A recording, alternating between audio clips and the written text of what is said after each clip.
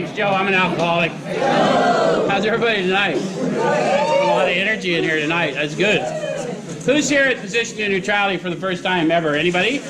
Oh, good. There are some new faces. First of all, welcome. Second, let me warn you in advance, you're liable to experience us just a little different than other meetings of other fellowships you may have attended.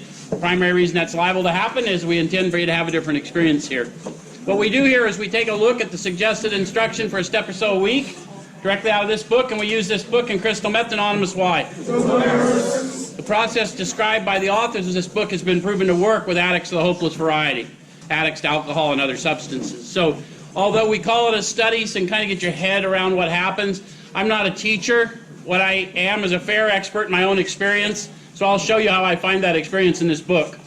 And I'll encourage you to have your experience with it, and if we both do our job, we'll share a spiritual experience in this room tonight. How many of you have been here before and can witness for these folks that happen? Hell yeah. So by a show of hands, when we talk about a spiritual experience in 12-step recovery, we're talking about a sensory experience. You'll feel it. When you do, I'll call it to your attention, because we would cheat you to talk to you about the power we call God without a demonstration of that power. Fair enough? Yeah. And tonight we're in step 12, so that we should feel some highs and lows. We'll see how it goes, huh? So, the 12-step instructions are found in chapter 7 of our book, page 89. And the 12th step starts out with lots of promises and conditions. See if you can catch some of them, right? It says, practical experience shows that nothing will so much ensure immunity from drinking as intensive work with other alcoholics. It works when other activities fail. Did you hear some promise and some condition there? Yep. Other activities will fail. Did you hear, Chelsea? Did you guys catch that promise? Other activities will fail, according to their experience. Right. So what do they mean by intensive work with others? Working with steps. Apparently they meant one-on-one with one another. A sharing of the Spirit, being a conduit. Does that make sense? Yeah. How many of you have tried all the other activities? 90 and 90, read the book, said a prayer, said fuck it. So their experience, this is their witness. The first 100, when they talk about they're talking about the first 100 who recovered. What they learned is that if they did not work with others, they didn't grow sufficiently, and they ended up in trouble. That's what they learned. So we're just trying to warn people, you can do anything you want. 12-step recovery is such a place that you can do whatever you want. But if you want what they have, they've already warned you. Right? Okay.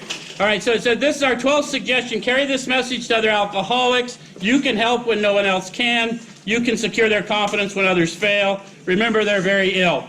How many of you learned how ill you had been by trying to help people new? How many of you continue to learn that? They show us who we are, don't they? You'll never meet anyone except yourself in 12-step recovery. And when you get to where you can love and tolerate that one outside of you, you'll find you love and tolerate the one inside of you. Life will take on new meaning to watch people recover, to see them help others, to watch loneliness vanish, to see a fellowship grow up about you, to have a host of friends. This is an experience you must not miss. Why do you think the authors, they meant every word they said, they agreed on every word. Why do they talk of it as an experience and not a sight when they kept saying to watch? How many of you have had the opportunity to work with someone and felt the signature of the Spirit? How many of you didn't have theological beliefs before that started happening and you had that power proven to you that we're talking about? Tangible power.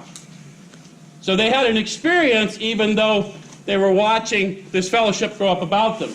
How many of you have had that experience? Okay.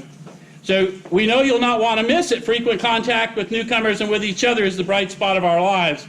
Perhaps you're not acquainted with any drinkers who want to recover. You think that's true in Phoenix, Arizona today? Yep. How many of you have been surprised where you found people who did not want to recover? How many of you have been in fellowships of AA and been told we do not recover here? Have you heard that? These guys said 17 times recovered in the instructions to the step. They only said recovering twice, and that's in the chapter to the wife about the still drinking alcoholic. That's right. So they meant what they said, and they said what they meant. So they obviously had a different definition than what we have. Have you ever had to explain to you what they meant? Recovered, in their sense, wasn't a medical diagnosis back then, so it's not a medical recovery. It was a mining term, not a medical term, to be redeemed, to be reclaimed, to be taken from a scrap heap and raised to a level of life better than the best they've ever known. They found purpose in their suffering. Make sense? If more of you feel like you might have recovered now, feeling better already, huh? All right. So you can easily find some by asking a few doctors, ministers, priests, or hospitals. They'll be only too glad to assist you. How many of you have started doing that? Going and asking people, did you notice how happy they are to hand us off to them? Yeah. Take them. Huh? Don't start out as an evangelist or reformer. What does that look like? Hallelujah, brother. Oh, save you, brother. I think you should. Demon rum. So the reformer is someone that's got an attitude about drugs or alcohol. Have you ever met anyone with an attitude about drugs or alcohol? Yeah. Did you find that you didn't receive information as well from someone with an attitude about it? Of course not. And then an evangelist is someone telling you what we should believe versus what we've experienced. Yeah? Okay. Unfortunately, a lot of prejudice exists. You'll be handicapped if you arouse it. Handicapped in what? Your ability to help others. If my life depends on what I can do with and through you, then I am inextricably linked to you. And if I am handicapped because of my insistence on egoically telling you what you should do when I have no idea what you should do, quite frankly. Right? We meet people here and we think we know what they should do. How the fuck do we know that?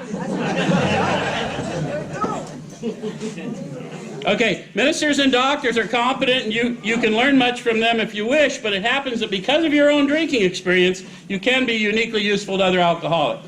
Now, they told me that an alcoholic properly armed with the facts about himself can win the confidence of another. They said the message that can reach these alcoholic people must have depth and weight. How many of you have had the experience of being hit with depth and weight? Yeah. And know they weren't talking about something intellectually stimulating. They're talking about something reaching inside and pulling your guts out. You ever had that happen? Where you knew that person knew something you needed to know? Yep. That's generally when we start again to recover, yeah? Okay.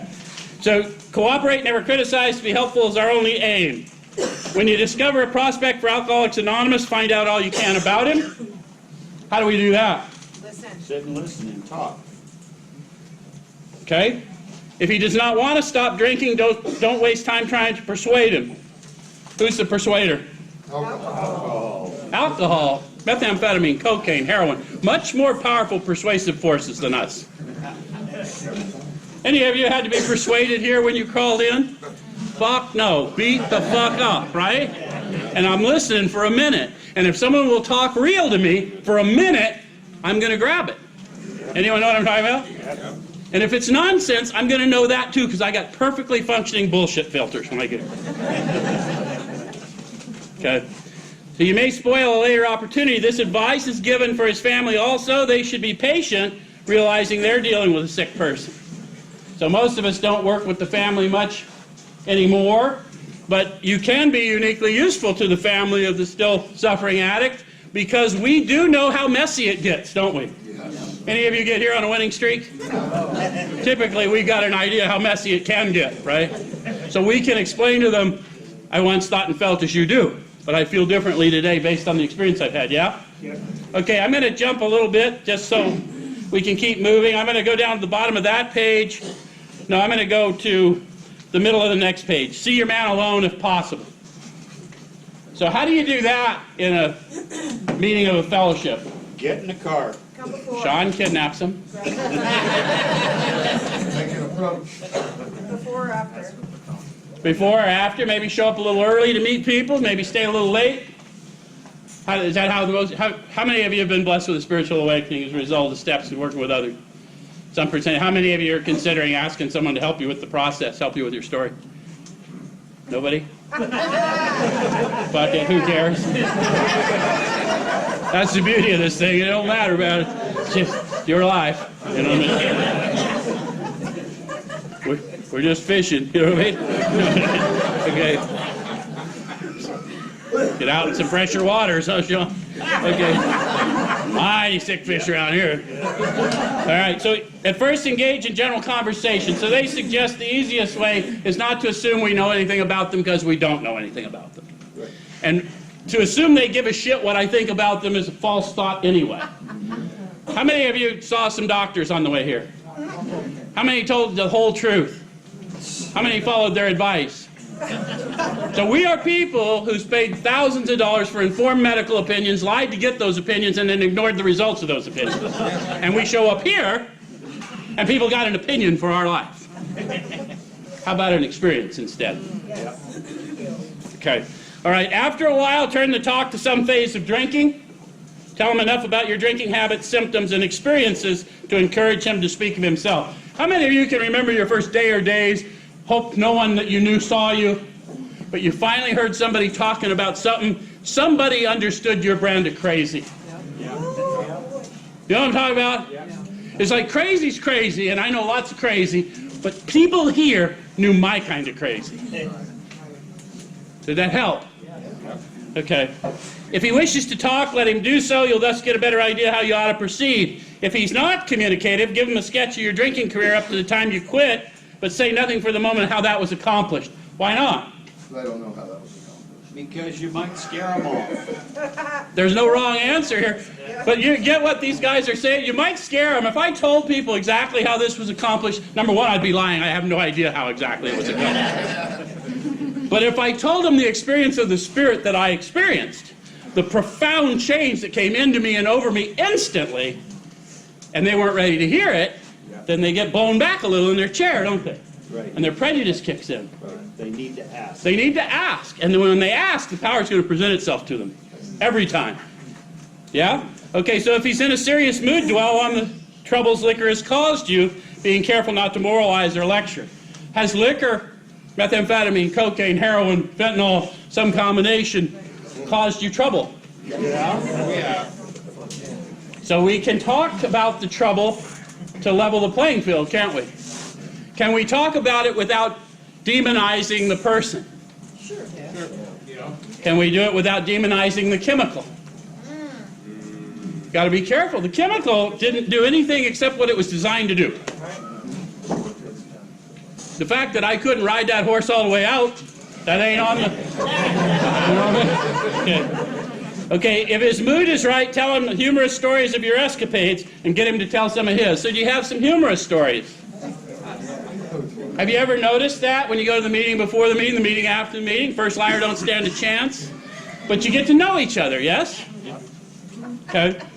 So when he sees you know all about the drinking game, commence to describe yourself as an alcoholic and tell him how baffled you were and how you finally learned that you were sick. How did you finally learn that you were sick? Well, not being able to quit. You had to go to detox. So Sean ended up in detox, you ended up unemployed. How many of you learned more about how sick you were? How many of you thought you were choosing to behave the way you wanted, so now you're making a different choice? And you can't quite explain why you had to burn the whole fucking house down before you changed your mind. If it was a choice. Can't make a choice with an unsound mind. We're dealing with an unsound mind, right? But how many of you, after you started working with others, learned about how sick you were? Yeah.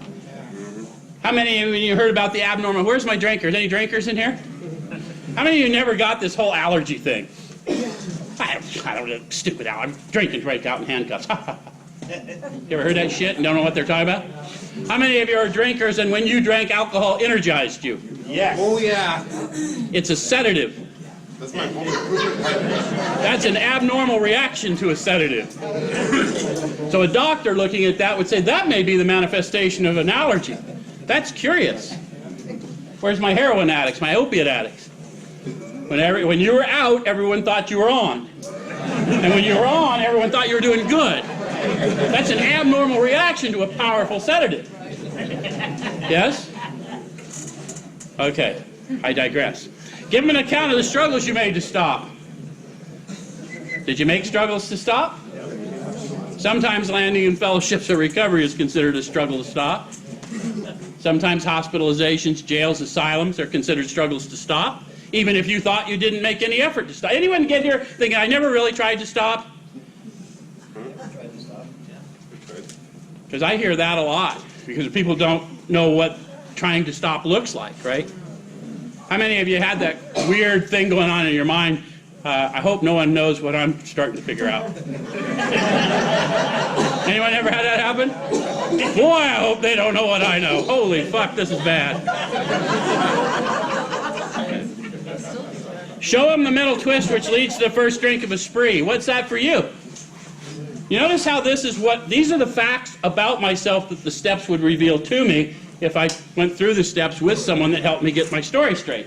What is that weird mental twist for you? How many of you had some dry time, clean time? Yeah.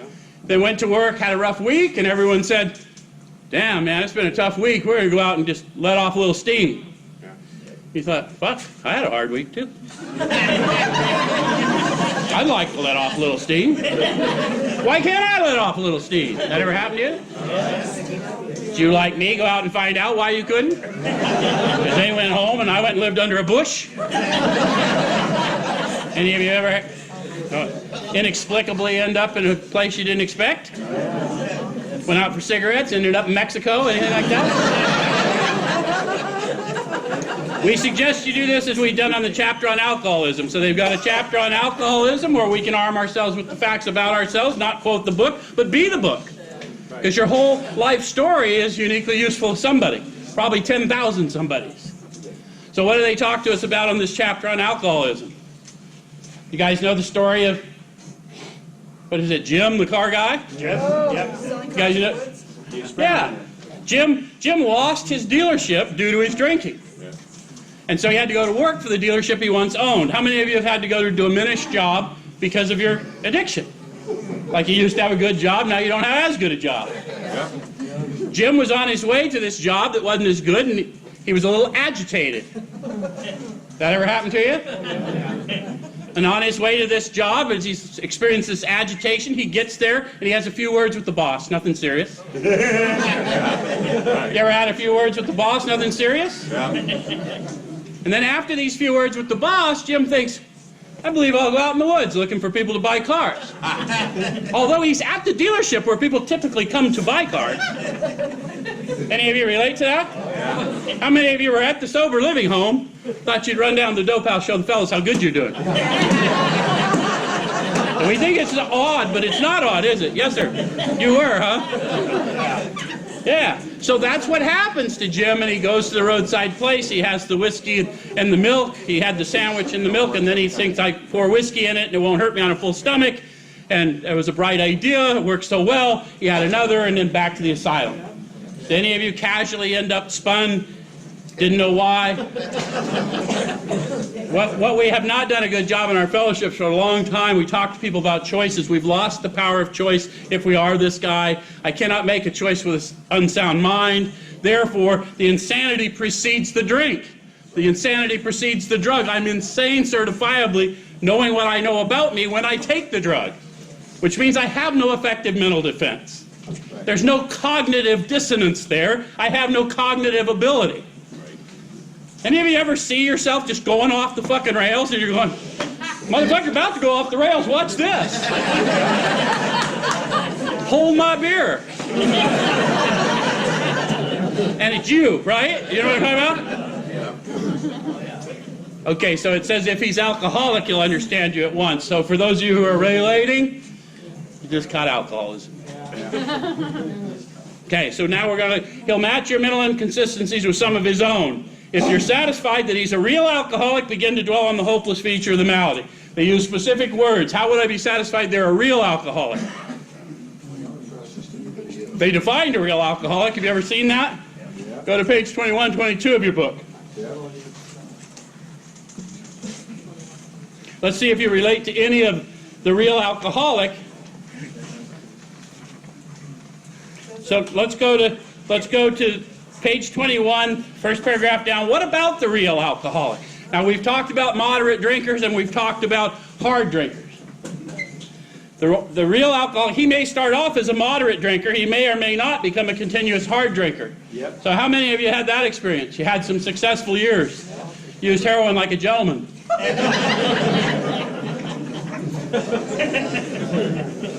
Okay. But at some stage of his drinking career, he begins to lose all control of his liquor consumption once he starts to drink. So it's about this progressive loss of control because of this abnormal reaction I have to the substance that I don't know I have. Does that make sense? Yes, sir. Okay.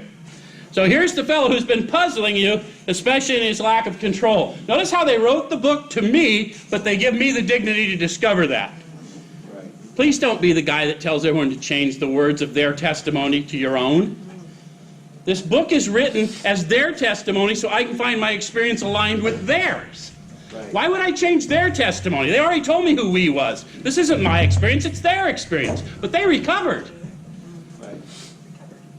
So if I'd like to know how they recovered, precisely, I don't want to change their words. I want to find my experience in theirs. And they wrote the book magically to do that. Here's the fellow who's been puzzling me, especially in my loss of control. See what I'm saying? Yeah. He does absurd, incredible, tragic things while drinking. How many of you see yourself in that? They didn't seem absurd at the time, though, right? He's a real Dr. Jekyll and Mr. Hyde. How many of you have had the experience of a little personality change? Seldom mildly intoxicated, he's always more or less insanely drunk. But where's my drinkers? When you were insanely drunk, did no one know how insanely drunk you were? Yep, not a bit. No. Because we don't think we're insanely drunk, right? And then they do a blood alcohol on us, and they're like, dude, you should be hospitalized. Like, hence my arrival, right?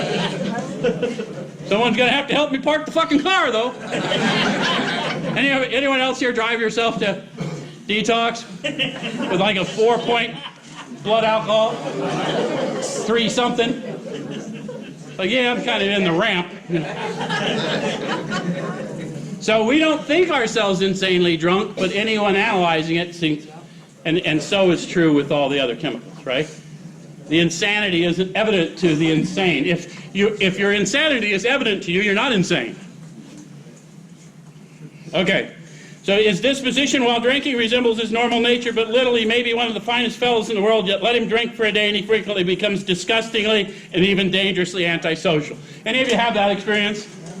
Like a little bit of clean time and then it just went off the rails? Okay. So we've identified the real alcoholic, so that's what we're listening for in their story. Does that make sense? Yep. They're going to sound a lot like me. They're going to relate to me being able to share with them what it looked like for me. Yeah? Okay. So it says, I'm back on 92, and if you're satisfied that he's a real alcoholic, begin to dwell on the hopeless feature of the malady. So what is the hopeless feature of the malady? Once I start, I can't stop, and I can't not drink. Physical craving and mental obsession. Now, I've got this abnormal reaction, which guarantees I'm always going to overshoot the mark, or I'm not going to enjoy it. How many of you have found, okay, I can control it, but I can't enjoy it? Right. So somewhere along the way, we just quit trying to control it. How many of you did not know precisely when you were going to have the fuckets and not try and control it again? So did you ever really have control, or were you lying to you? So yeah, if we don't know when the gun's going off, then we don't really have control, do we? So that's one thing, and then the other thing is I've got this obsession that allows me to forget the suffering I've endured and allows me to enter into it again. Any of you had that happen?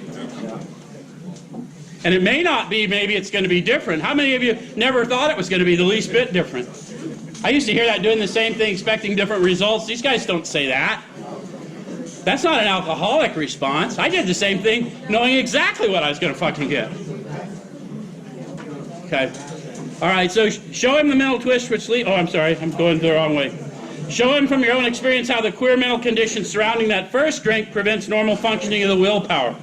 Don't at this stage refer to this book unless he's seen it and wishes to discuss it, and be careful not to brand him as an alcoholic. Let him draw his own conclusion. If he sticks to the idea that he can still control his drinking, tell him that possibly he can, if he's not too alcoholic. How many of you want to be told you're not addict enough? That's what that meeting before the meeting after the meeting does, is it allows us to see how bad, how many of you thought you were behaving the way you wanted to behave until you realized you clearly were not behaving the way you wanted to behave, Yeah. and it still was confusing. Anyone know what I'm talking about? So, when somebody knows that brand of crazy, it's a light in a really dark spot. Any of you which accompany it. So do you know what they're talking about now? Body and mind. My abnormal reaction, the inability to stop once I start. How many of you had rules for yourself? How many of you broke most of those rules? How about the mind? How come I can't just not pick up no matter what, like some people say? Drinking to fulfill a craving beyond my mental control. Yeah, I just at some point I'm going to do something again. Any of you know what I'm talking about? And I hear other people that that's not their experience. And it's because they're this hard drinker. Given sufficient reason, they can stop or moderate. And they end up in the same fucking detox with me, and they end up in the same fellowships with me. And they're not lying, but when I listen to their story, that ain't me. They say, I don't pick up no matter what. And I go, fuck, I pick up no matter what. And that don't make them wrong. That's why I got to find my experience in this book. This book isn't necessary for anybody who it's not necessary for. And this isn't a book on how you people should behave. This is a book on how if I will try and behave, it won't matter to me how you behave. Because then I'll know the truth, and the truth will set me free. Okay. All right, so talk about the conditions of body and mind which accompany it. Keep his attention focused mainly on your personal experience. Explain that many are doomed who never realize their predicament. Doctors are rightly loath to tell alcoholic patients the whole story unless it'll serve some good purpose, but you may talk to them about the hopelessness of alcoholism because you offer a solution. Do you know the solution we offer? We've been given access to a power within us that is greater than ourselves. The process reveals that power to us, through us. We come and we offer to them that same experience of power for them. I have no power for them, but I can introduce them to the power within them that will solve their problem. So the solution I have is this well of power within. People can shake their head or nod or whatever, but that's the truth. That's all we got. The spiritual solution to my spiritual problem. Awareness of being aware of a power within me. I still think like Joe, but I act kinder than I feel like being a high percentage of the time. How many of you had that happen? What is that but a power greater than you operating through you? Okay. So, but you may talk to him about the hopelessness of alcoholism because you offer a solution. You will soon have your friend admitting he has many, if not all, the traits of an alcoholic. So what are the traits of an alcoholic? One symptom in common. I cannot start drinking without experiencing this loss of control. Might have a lot of other similarities. Okay. So if his own doctor is willing to tell him he's an alcoholic, so much the better. Even though your protege may not have entirely admitted his condition, he's become very curious to know how you got well. Let him ask you that question if he will. Now they're going to give me specific instructions. It's in italics. It says, tell him exactly what happened to you. Notice how it doesn't say tell him exactly how that was accomplished. How many of you know what I'm talking about? How many of you got struck sober and then had some willingness to do shit that people suggested you hadn't had before? Yeah, that's typically what I find with people. Okay. Stress the spiritual feature freely. If the man be agnostic or atheist, make it emphatic he does not have to agree with your conception of God. Why not? Because God's an internal matter. We're not talking about conceptions of God anyway. We're talking about the experience of God. We're talking about the experience of power that we'll share with you. When you become aware of that power, we'll tell you that power you're feeling, that's the power we call God. You call it anything you want. Form a relationship with that power. See what happens. How many of you have had such an introduction and have grown? Okay. He can choose any conception he likes, provided it makes sense to him. That's been greatly misinterpreted. It doesn't make sense that it would be a doorknob or a light bulb or any of the silly shit you hear. They've got precise instructions deep down inside every man, woman, and child. It's a fundamental idea of God. So I'm looking inward, not outward. and I'm looking for an experience of power, peace, happiness, sense of direction. You can't fool me about experiences. I got here because of experiences. I'm talking about theologies. I'm talking about power, peace, happiness, sense of direction flowing in. You can't lie about that. Does it make sense? So if it doesn't make sense to you, it's because it's probably not true. This should be a logical approach. This is a logical reason to believe. I desperately need power. You've introduced me to power. I can feel it. You tell me that's what it is. I'll follow you a minute. Okay. Same way I followed them to the dope house. They told me they had a hookup. Even if it was dangerous. The main thing is that he be willing to believe in a power greater than himself and that he live by spiritual principles. So all you got to do at the beginning, it's a process of coming to believe. We all came to the meeting some way.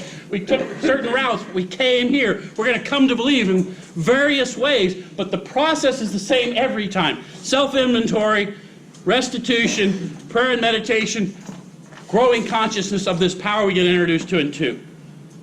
We get introduced in 2, or we'll never enact a decision, guys. Don't believe anything less.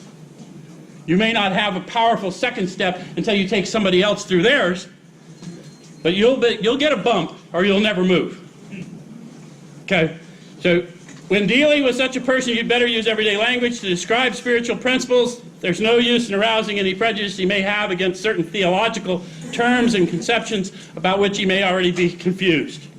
Don't raise such issues no matter what your own convictions are. So in the beginning, they tell us who they were. Half of them were atheists or agnostics. There were 100 of them. So about half were atheists, or they either believed God did not exist or could not be proven to exist. The other half were religious people dying in their alcoholism. And every one of them had this profound experience, and they all agree on this witness. That we have come to believe in a power that presents through us. Not all of them had the same theology. All religions are related. You see what I'm saying? It's just a logical approach to coming to believe, based on my desperation. I desperately needed something to believe in, because I showed what I believed in. Okay, so I'm going to jump from there. I got to do something else. Okay, 94. Outline the program. I had too much fucking coffee. So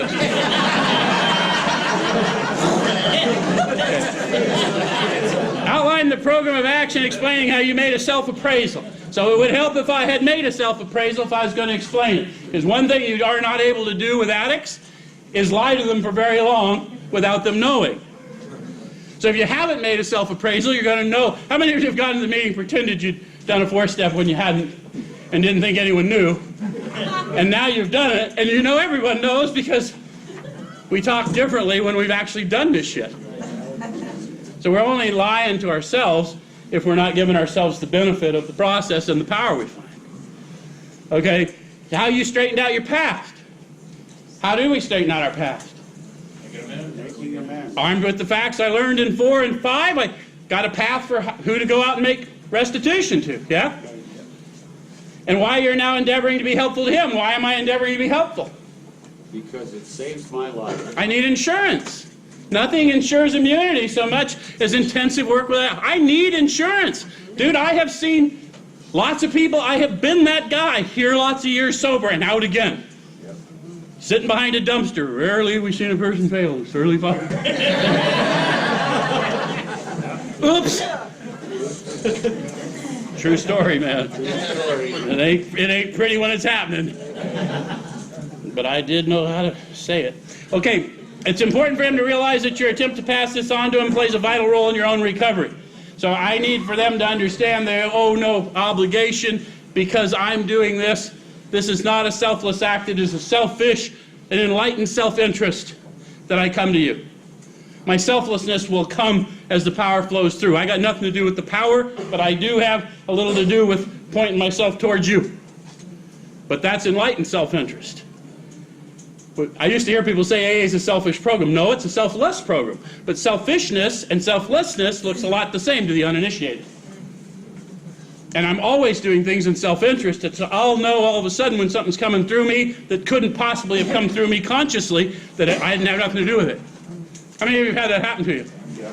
Yeah, we know, don't we? It's like, where'd that come from? Actually, he may be helping you more than you're helping him. Make it plain that he's under no obligation to you, that you hope only that he'll try and help other alcoholics when he escapes his own difficulties. Why do I hope that for him?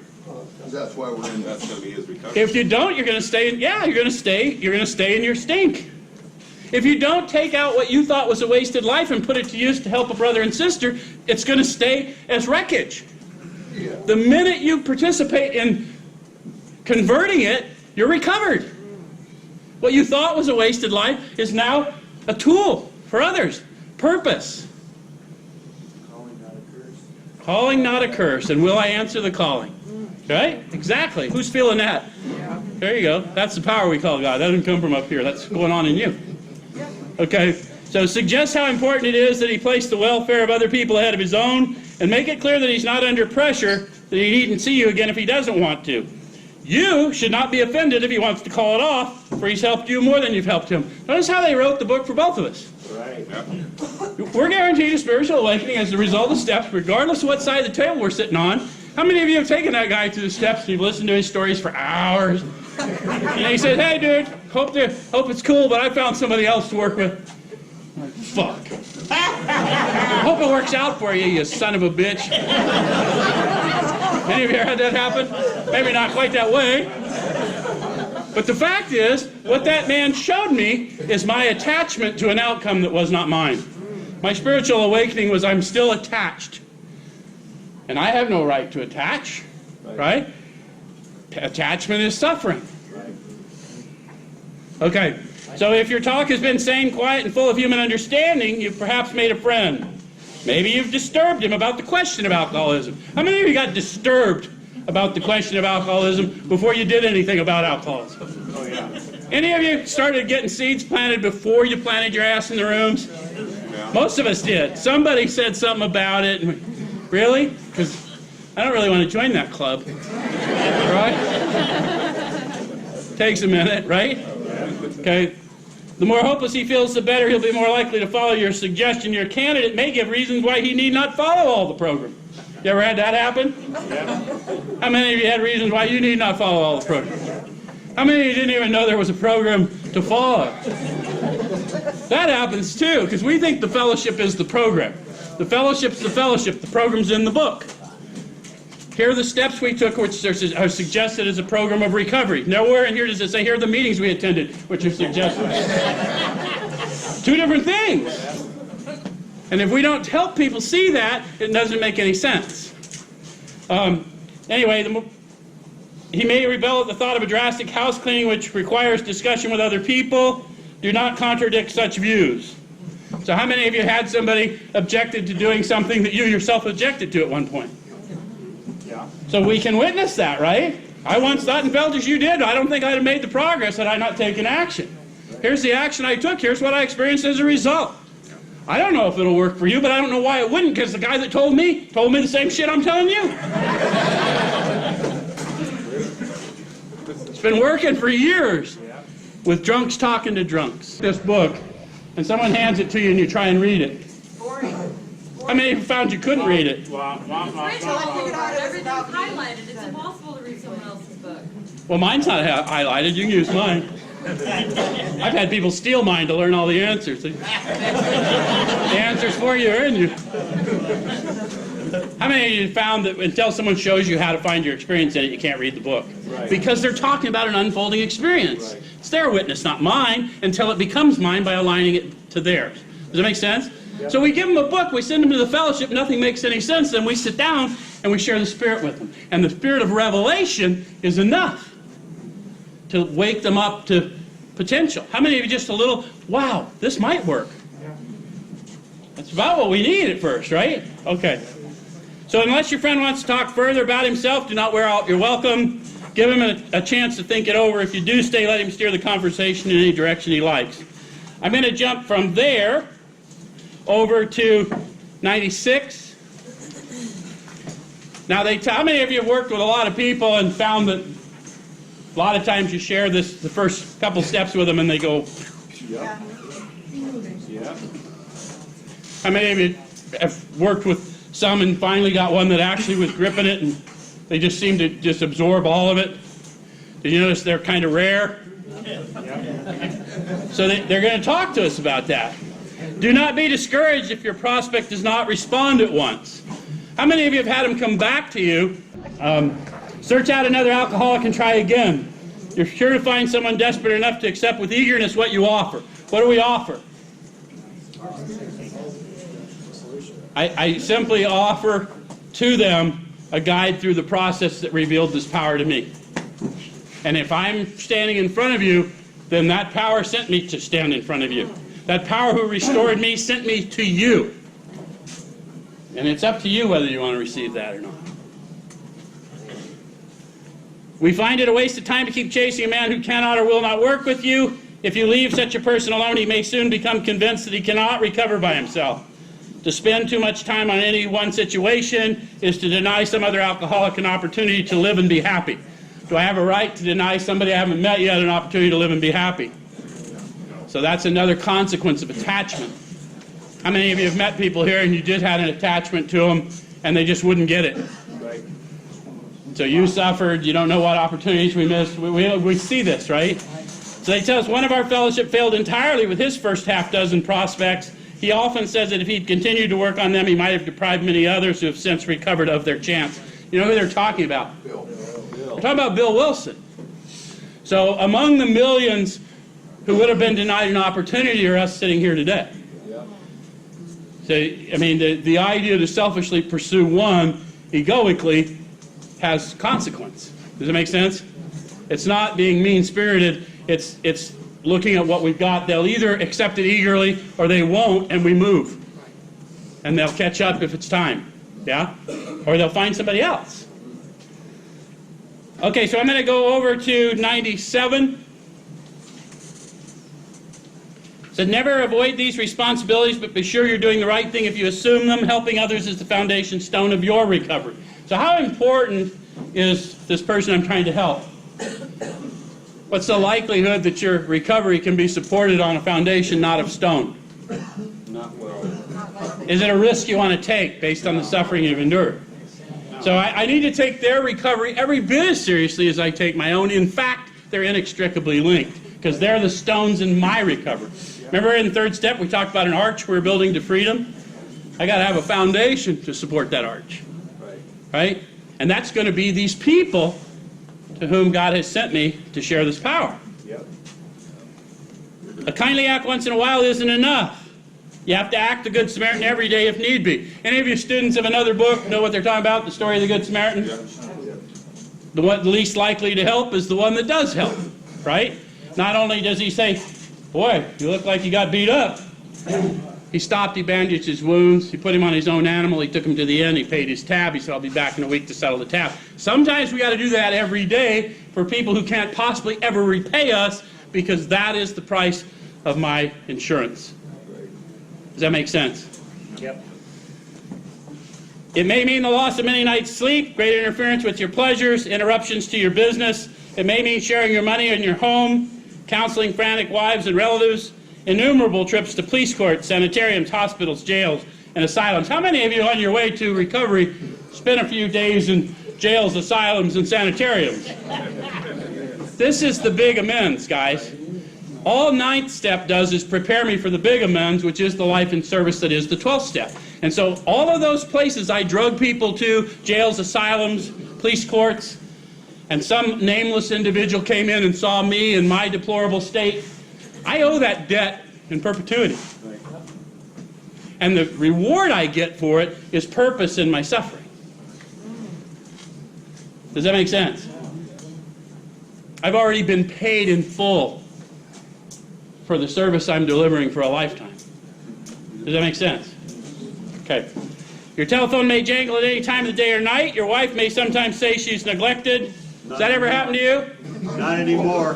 Sean got rid of her. But any of you ever had your significant other say, man, all you ever do is that AA shit? When the guys I'm working with say that, I say, congratulations, you're getting the promises. I was told these were the promises of the 12th step. There's lots, but it's really kind of a job description. That's what it is. A drunk may smash the furniture in your home or burn a mattress. You may have to fight with him if he's violent. Sometimes you'll have to call a doctor and administer sedatives under his direction. How many of you had to administer sedatives? Who's had to stick somebody in community bridges and needed them to drink a pint of sedatives so you could get them past the... Any of you ever do that? Here, drink this. We're never going to get you in just meth. You need to drink this shit. Get you a fucking sandwich, man. I'm the only one that's done that shit? No. Another time you have to send for the police or an ambulance, occasionally you have to meet such conditions. We seldom allow... No, I'm going to jump from there. I'm going to go to page 98. Last week, those of you that were here, we talked about it's time to grow in understanding of effectiveness and effectiveness. We said understanding of what, effectiveness at what. By the 12th step, they start talking to us about that revelation. So they're going to say it's not the matter of giving that's in question, but when and how to give. So what I'm trying to grow in understanding of effectiveness, I'm supposed to give every time, but I'm not necessarily supposed to give what I'm asked. I'm supposed to give what they need. And that's going to require the Spirit, because I don't know what they need. Does that make sense? Yeah. Any of you ever had that happen?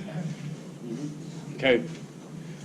So that often makes the difference between failure and success. How many of you were so diminished in your addiction that someone just showed you an act of kindness and that experience was enough to get you back up on your feet? I probably asked for a drink because I was going into DTs. I probably asked for a pill because I was also detoxing from opiates. What they gave me was respect, and that was enough. The minute we put our work on a service plane, the alcoholic commences to rely upon our assistance rather than upon God.